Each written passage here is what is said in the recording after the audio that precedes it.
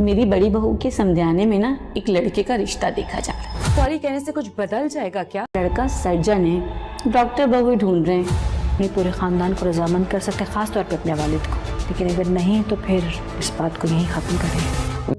माया बदनाम हो चुकी है। नहीं आंटी, मैंने कोई माफी नहीं मांगी उनसे, और अब कोई तीसरा बीच में आया ना, मैं बर्दाश्त नहीं करूँगा ये बात।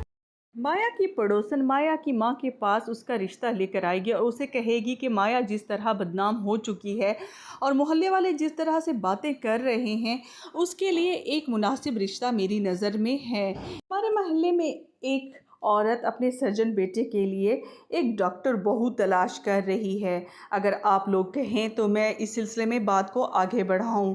यहाँ पर माया के वालिदैन एक दूसरे के शक्लें देखने लग जाएंगे कि ये वो क्या कह रहे हैं, क्या माया की बदनामी इस हद तक पहुंच चुकी है कि लोग बातें कर रहे हैं। इसीलिए तो माया के माँ बाप उसे अब समझाएंगे कि ये मुनासिब रिश्ता आया हुआ है, तुम इसके लिए हाँ कर दो। माया ये सुनकर काफ़ी परेशान हो जाएगी और इस सिलसिले में वो वली से बात करेगी और उसे कहेगी कि इस तरह उसके माँ बाप रिश्ता तय करने लगे हैं, तुम सिर्फ़ अपनी बातों में पड़े हुए हो।